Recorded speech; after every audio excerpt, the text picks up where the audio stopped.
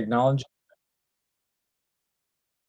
I just want to start by acknowledging that those at our Chathia Dot campus in Fairbanks are on the unceded customary lands of the Dena people of the Tanana River. In Nome, we are in Inupiat, Yupik, and Siberian Yupik lands. We honor the continued fight for the rights of our First Peoples and stand with them in solidarity in action. At UAF, we are growing our institution into a socially just and caring institution of higher education. This ongoing speaker series, known as Shine a Light, promoting conversations on diversity, equity, and inclusion, is designed to encourage understanding, build empathy, and engage us all in thinking critically about our worldviews. This series is led by the Northwest Campus, but like all great diversity efforts, there are many partnerships and collaborations. We would like to thank the UAF Department of Equity and Compliance and the Nanook Diversity and Action Center for partnering with the Northwest Campus to bring this series to reality.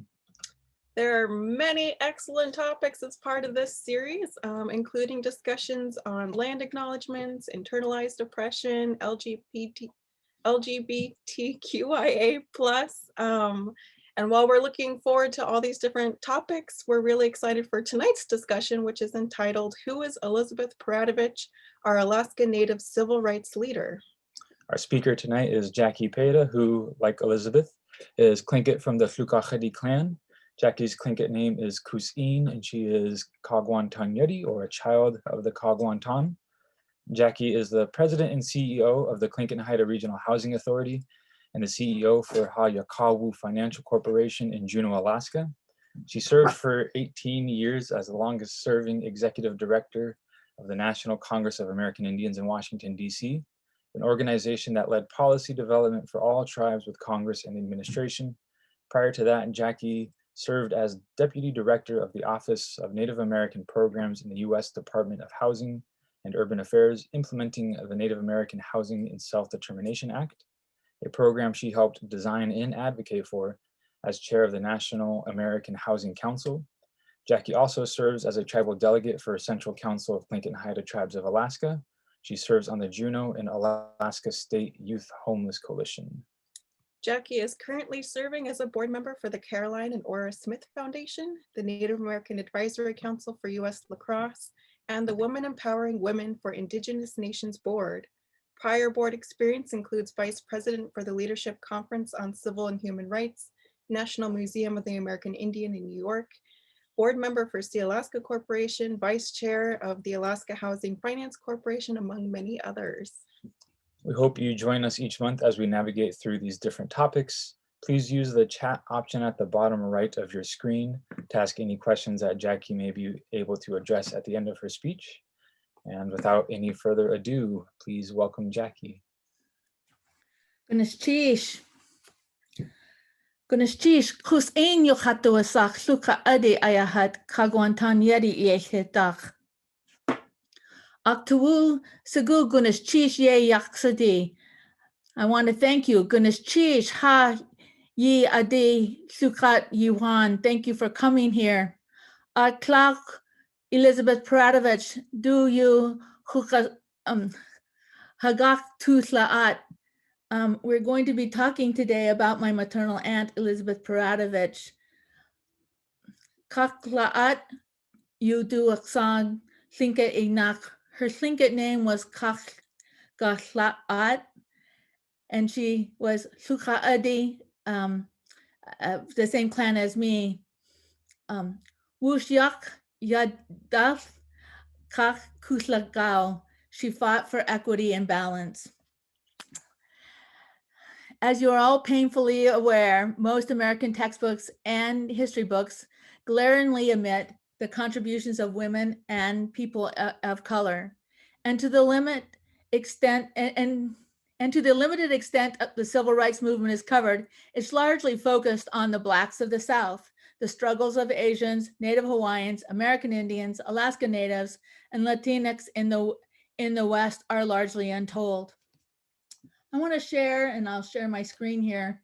And I need to do this real quick. Okay. Hopefully you can see this, and I'm going to go here to the slideshow, and I'm hoping this is showing right. Okay. So as I said, this is the beginning of my presentation. And the US Mint started a Native American coin series in 2009. And each year it attempted to try to educate on some contribution of American Indians in the American history. And I was actually lucky when I was in Washington, D.C. to be part of selecting the coins as well as the design on the coins for these series. And the series started with Sakakawea. Now, many people usually think of, you hear the word Sacagawea, but the tribe themselves say her name is properly pronounced as Sakakawea. And she was one of the very few that were actually taught in our schools and was more commonly known in the American history.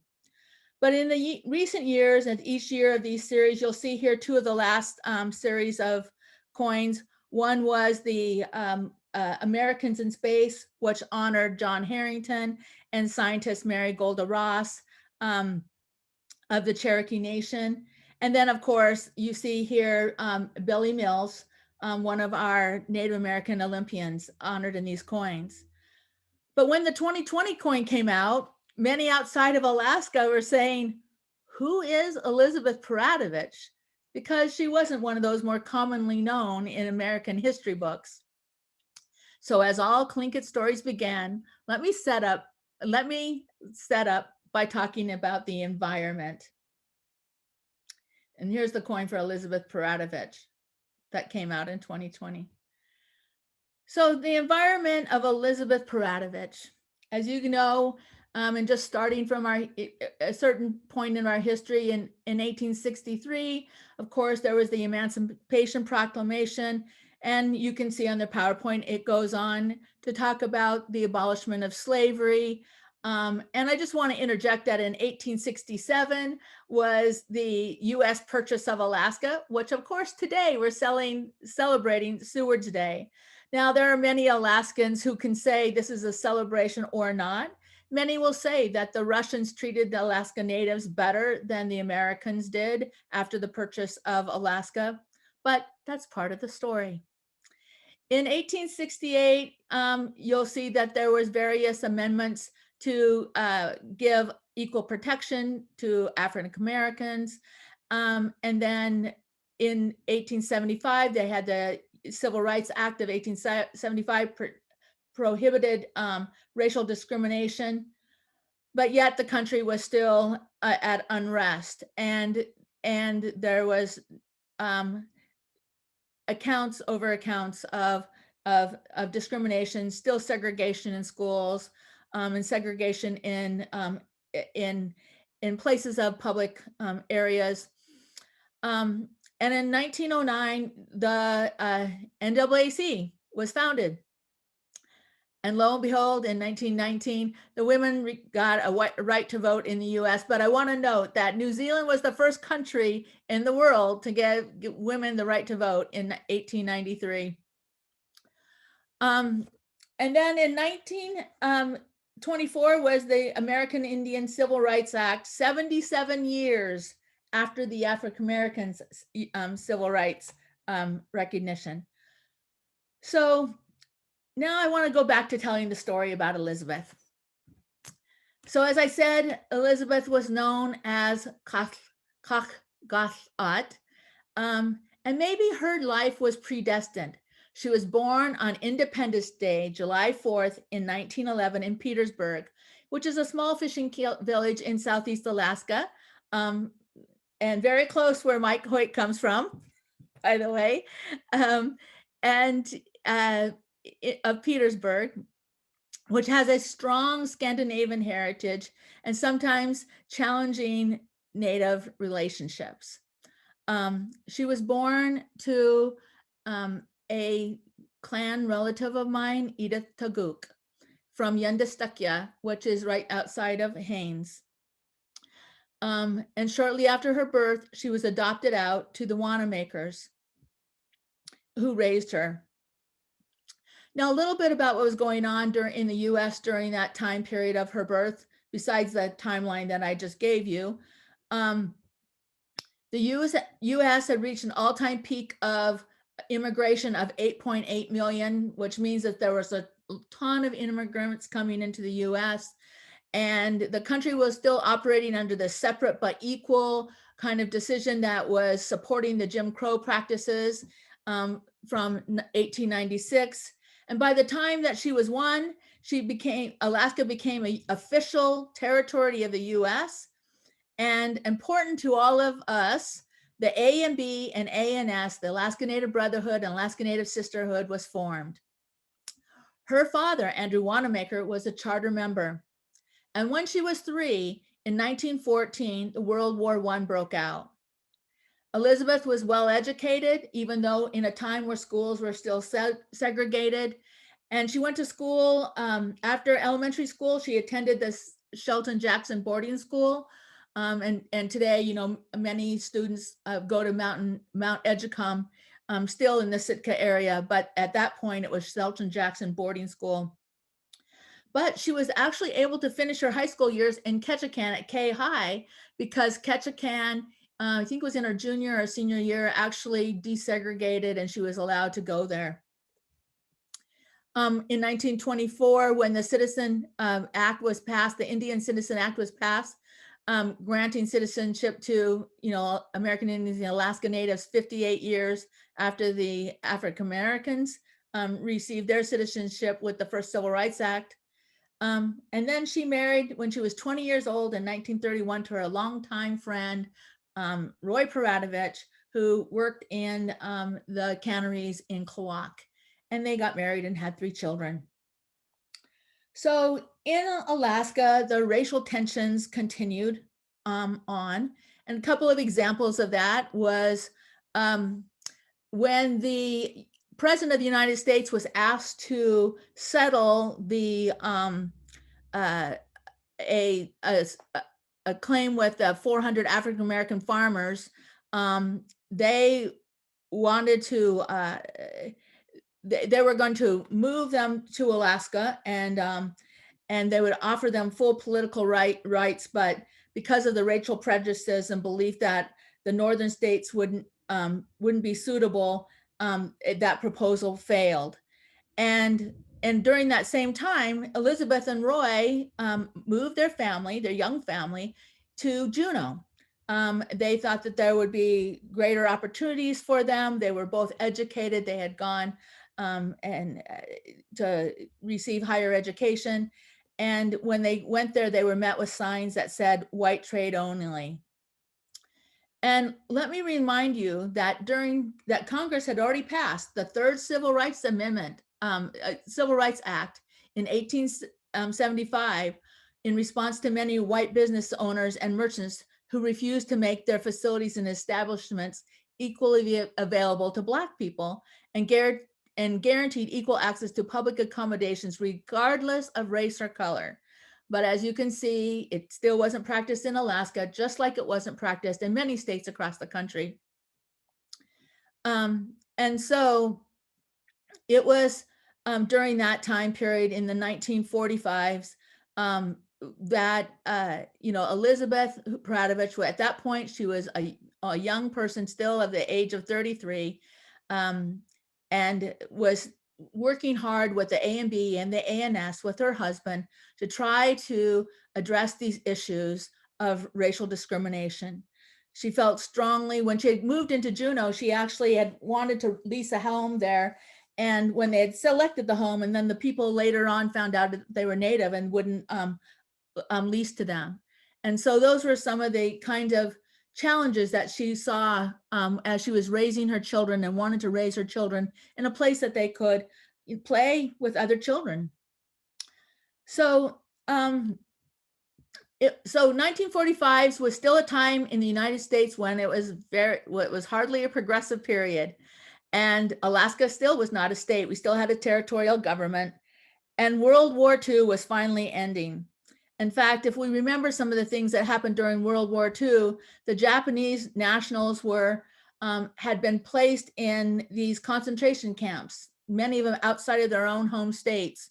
Californians had to be moved to concentration camps in Iowa. And one of my good friends, Karen Narasaki, who recently served on the U.S. Civil Rights Commission, told me about her dad, who had, her family had relocated to one of these concentration camps, and that her dad still volunteered to serve in the U.S. Army in Europe, leaving his American-born mother behind in the concentration camp in California. And when he came home to the same signs that many American Indians and Alaska Native vets came home to, that said, no Japs, no dogs or natives allowed, depending upon where you were. So it was a time in our country when there was still a lot of racial, ethnic, barriers in place. In fact, in the beginning of the World War II in Alaska, in the US, of course, almost 900 Aleuts had been forced out of their homes and held in camps in Southeast Alaska at the same time under the same executive order from the federal government that actually took the Japanese and put them in concentration camps. The US Army didn't consult with the Aleut elders, just like they hadn't done with the Japanese Americans. And they were only allowed one suitcase and were not told where they were going. And even worse, the Army destroyed their homes to prevent the enemies from occupying them. The Aleuts were held in makeshift camps long after the Japanese Army abandoned the islands. So, however, the fight against fascism during the World War II brought to the forefront the contradictions between the American ideals and the American ideals of democracy, and equally its treatment for racial minorities. You can see here just some of the signs that were abound in Alaska during that time period. When you look at the civil rights environment in the lower 48, this was when Philip Randolph treated a mass march against employment discrimination, which prompted President Roosevelt to issue an executive order to ban discrimination in the defense industry to avoid international embarrassment. And it would be many years later before Congress would pass a law banning employment discrimination generally. Legislation to end employment discrimination passed on race and ethnicity failed in Congress in 1944. And in 1943 was when the Black students across Chicago started to have their sit-ins and organize the integration of restaurants, but yet had to begin the freedom rides to protest the Jim Crow segregation in the South. The Blacks were still being brutally lynched and segregated through the 1950s and kept from voting until the 1965 Voting Act. Also, what was happening closer to home in Los Angeles in 1943, for about 10 days, the white American soldiers roamed the streets and viciously stripped and beat up Mexican-American teen boys. So as you can see, this was a dark time in American history, and the efforts of the Alaska Territory Legislature to pass Anti-Discrimination Act failed in 1943, despite the fact that Alaska Natives were serving with distinction in the armed forces during World War III. 2 decades before Congress finally passed the 1964 Civil Rights Act, the young Elizabeth Pradovich convinced the Alaska Territorial Legislature to pass the Anti-Discrimination Act.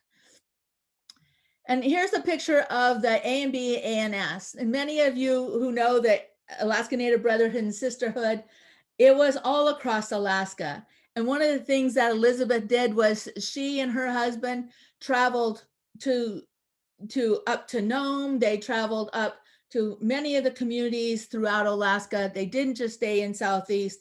They knew that in order to pass this bill that they wanted to get passed, that they were going to have widespread support from Alaska Natives wherever they were. And in addition to that, they also knew that the governor Greening supported them, and they had a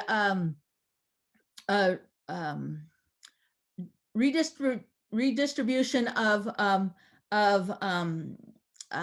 population and representation in the territorial government, which increased the number of people who were represented in the representatives and into the Senate, and was able to bring in a couple of Native representatives to help with the opportunity of being able to get the bill passed. So it wasn't just an effort of Elizabeth Pradovich, and she would definitely be one to say that today, that it was an effort by Alaska Natives coming together and doing what they needed to do to be able to bring to the forefront the issues and the stories of challenges that were happening across the country. So for example, the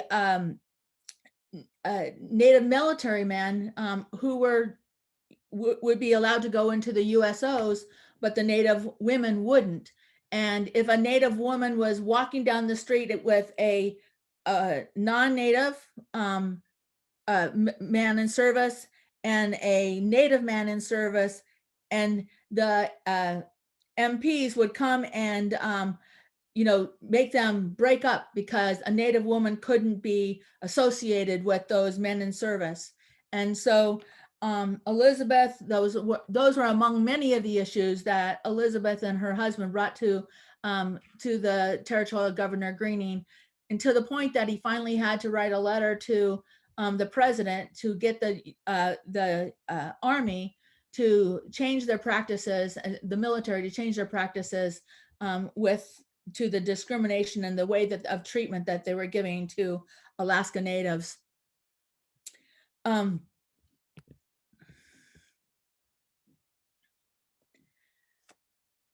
Many of you have heard the story, and we've all that it gets told many times every year of the 1945 anti-discrimination bill.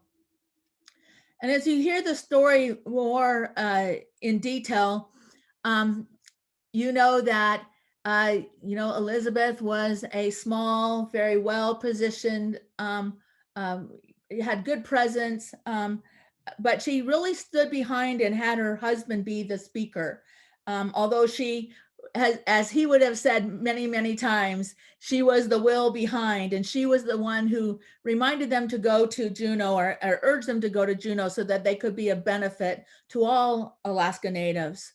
So on that day, when they were sitting there in the state legislature and the bill was being debated, and they were hearing from senators who had made statements of discrimination, and Roy Pradovich had already gone up and given his speech, where he clearly stated, all the reasons, and gave examples, and talked about the Alaska Native Brotherhood and Sisterhood and the practices that they try to eradicate all across Alaska. But it is told of her who started her speech, that said who would have expected that I, who have barely out of savagery, would have to speak to these men of over 5,000 years of civilization, and remind them of these basic rights. And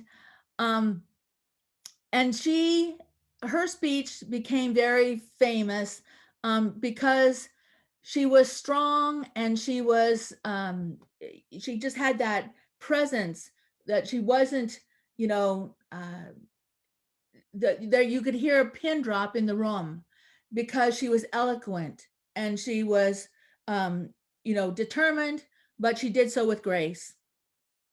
And she went and her contributions, her and Roy's contributions went well beyond getting the anti-discrimination bill signed. She was had dedicated her life to the civil rights and the eradication of Alaska Native racism, just like Rosa Parks, who celebrated for refusing to give up her seat in the segregated bus and was a lifelong activist for civil rights. Elizabeth and her husband were long life activists. After that speech and when they signed the bill here, when the bill passed and became one of the first anti-discrimination bills of the country, there were other anti-discrimination bills in other states, I'll have to say, but all of them were piecemeal. They would go as far as they politically could. And yet the federal government still hadn't stood up for a national anti-discrimination bill. So the Alaska Anti-Discrimination Act was a landmark piece of legislation, particularly for the state, in the state of Alaska. But there were other bills in other states that dealt with partial anti-discrimination to the extent that the states could address those issues. Elizabeth Pradovich then moved on to work on other issues like workers' compensation, aid to families with dependent children, and pensions. They worked not only within the state of Alaska, but they worked with the National Congress of American Indians, and she served on the executive committee. And the National Congress of American Indians was formed in 1944. And so the records of her coming and participating with the National Congress of American Indians was always part of an honor that I felt being able to serve as the executive director of NCAI for so many years. Just knowing that Elizabeth, felt that being part of that board and part of that organization was important.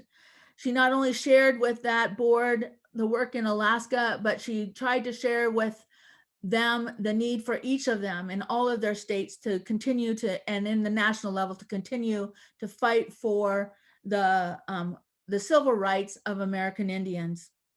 And that is another honor that Byron Mallott followed suit later. He also served on the board of the National Congress of American Indians and was an honored executive committee member. So when we think about what Elizabeth Pradovich and Roy Pradovich and the Alaska Native Brother and Sisterhood all had to say, and what they were fighting for us to be able to have those rights and those choices here today. And we hope that hopefully discrimination based upon race, ethnicity, and national origin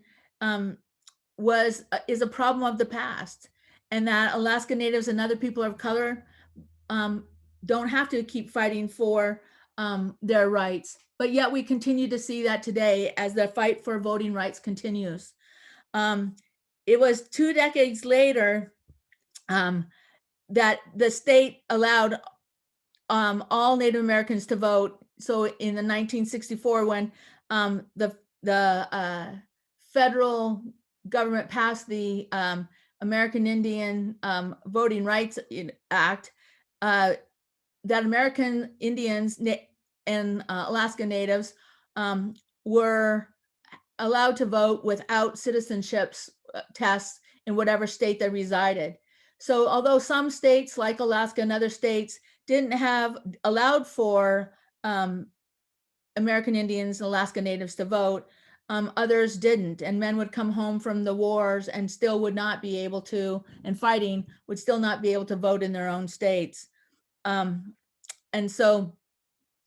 within the state of Alaska, that we continue to have consecutive lawsuits and 10 years of litigation in the state, which finally in 2015 moved the state to fuller compliance with the Voting Rights Act of 1965.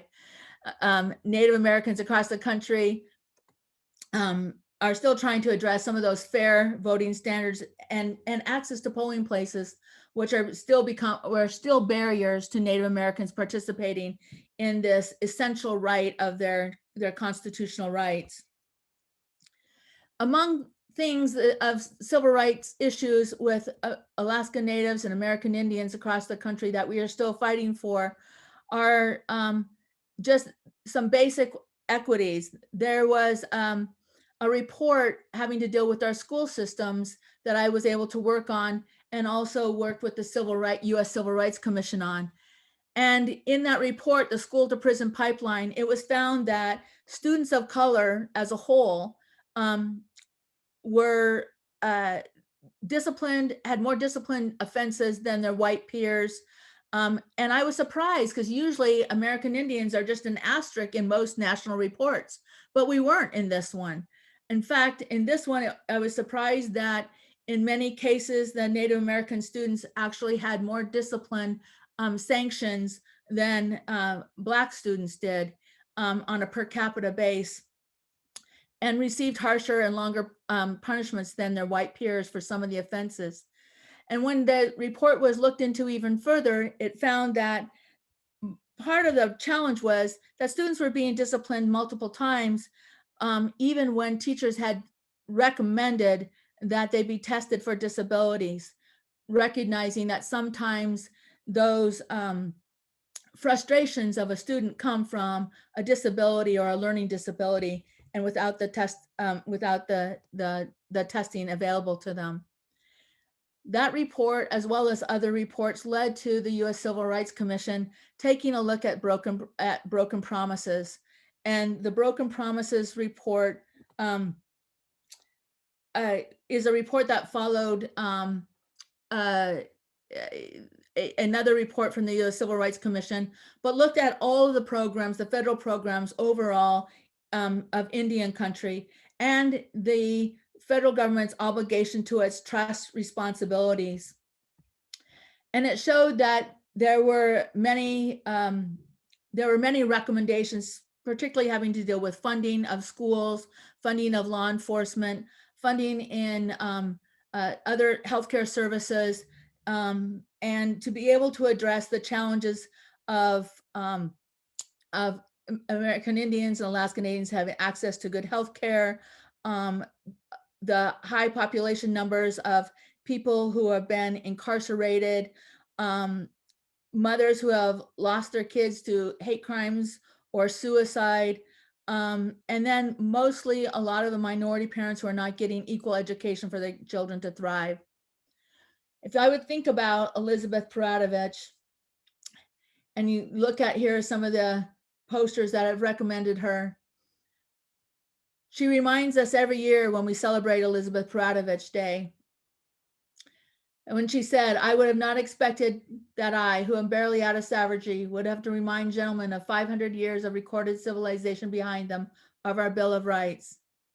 Sometimes and every day, each one of us have the opportunity and the challenges to be able to assert our rights so that we can recognize and let people know of the challenges that still exist.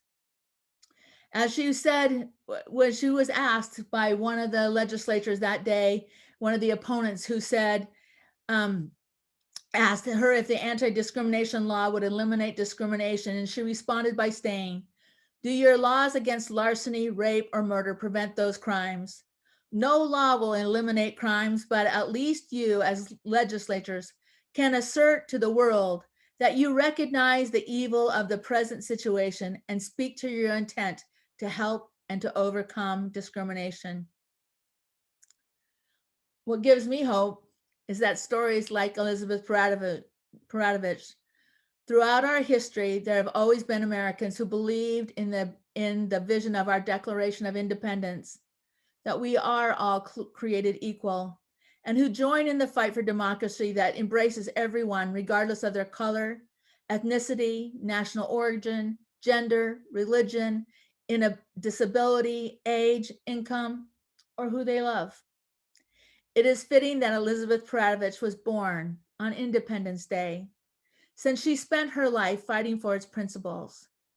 She is an inspiration, and it's my hope that with your efforts and many more, Americans will come to know her name.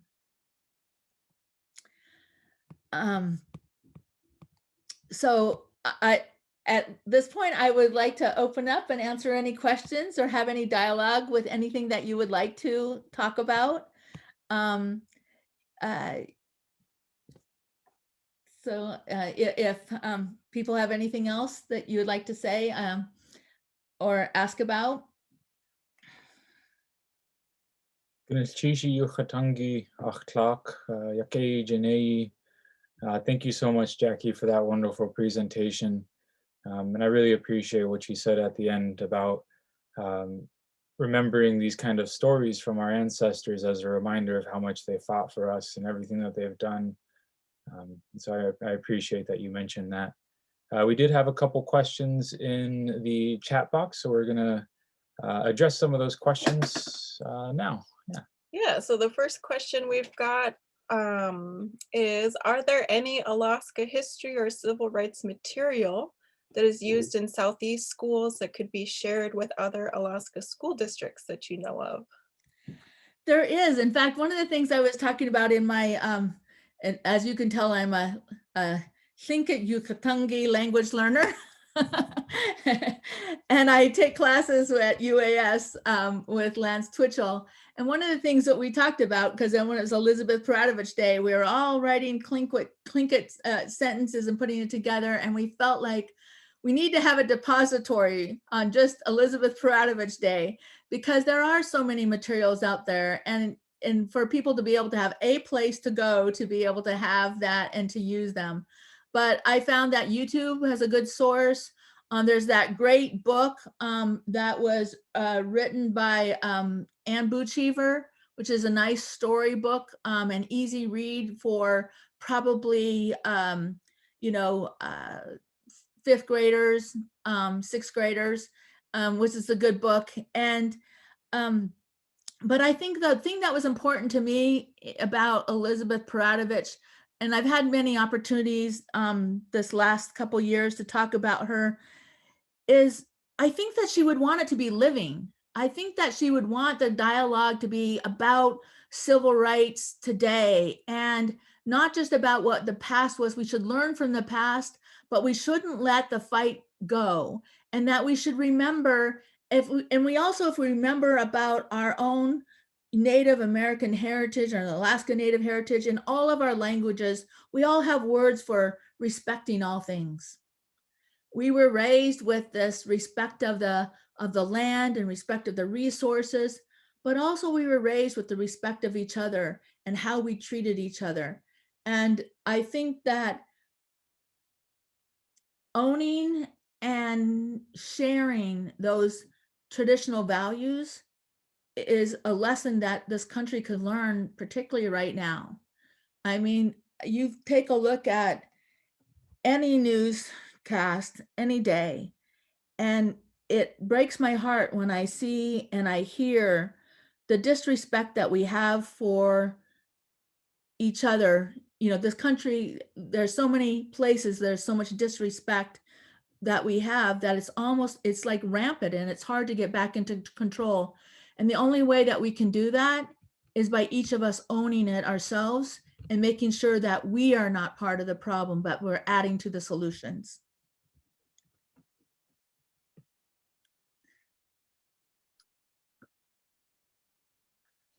Thank you for that response, Jackie. And I did want to point out, looks like someone had mentioned in the comments that there was a book by Pauline Duncan, who was a Tlingit teacher from Sitka. She wrote a book on Elizabeth Peradovich, and there are a lot of wonderful resources. SHI and Cold Belt Heritage, I believe, have a lot of really good ones. Something that you touched on, I'm going to skip one of the other questions and we'll come back to it. But you talked about wanting to think about what Elizabeth would want to be doing today. And so somebody asked, what issues might Elizabeth Peradovich work on today? Oh, if she was here today, there's no doubt in my mind that she would be working on education first, as one of the issues. Because I do think that education on a couple of fronts. There is the greater education of all of America to understand American Indians and Alaska Natives and our history and our contributions, so that they understand us better. I will have to say my clan leader, Donna Walk, Austin Hammond, he made that very clear that we need to make sure that we share who we are with others so that they can learn to learn about us and be advocates for us in places that we can't be strong. But then also, she would be, I could see her be the, the Deb Hollands of the world, right? The ones who's willing to take those roles and those fights despite all of the obstacles. I'm just so amazed with Deb Holland and the challenges she had to become, become the Secretary of the Interior. I would see Elizabeth Pradovich as being a warrior like that. Koyana, so kind of two more questions that are similar in vein. So are there any books on Elizabeth Pradovich and authentic Alaska history that you would recommend? And then there was another one that's similar. So are you aware of any children's books about Elizabeth Pradovich? There, if you go, if you look online, there are some, I want to say, I don't know if it's a children's book, but there actually is like a children's story on her. And you can, if you Google it, you can find it. I can't remember who exactly did it. There were several different places. But the other thing is, what's interesting is that, a lot of the schools, particularly in Southeast, they produce curriculum that the children use and share on Elizabeth Pradovich. There's, like I said, there's some YouTubes that tell her story from from different perspectives. But you're right. They're the two books that I know of for sure is the Pauline Duncan one and then the Ann Boochever one. And the Ann Boochever one came out in right before the in 2000, I think it was. It might have been at 2020. I mean, excuse me, 2020.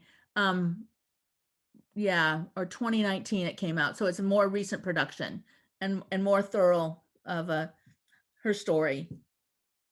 It also tells the sad story that's also hard for me a little bit is that she, she never did really meet her birth mother, but at the end of her life, when she was coming out of one of the meetings at the state capitol, she always noticed that there was a woman standing, looking at her and always there whenever she was coming out. And she said, that she was told that that was her mother, her birth mother.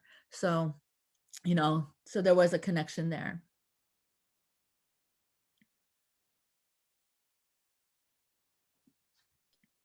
All right, goodness, Cheesh, thank you so much. And by the way, for folks that might be looking for that book, I think that one was Fighter in Velvet Gloves was the title of that one. Yeah. Thank you for joining us this evening. Please keep an eye out for upcoming topics through our Shine a Light speaker series at nwc.uaf.edu or facebook.com/uaf.nwc. If you'd like to share the recording or give feedback, you can do so by visiting the course tab at nwc.uaf.edu. Thanks again and have a good evening. And of course, Kusin Gnilchish, once again, it's always wonderful to be able to hear you speak. And I really appreciate you taking the time to come and share with us. Gnilchish. Yeah, Gnilchish. Gnilchish. Bye.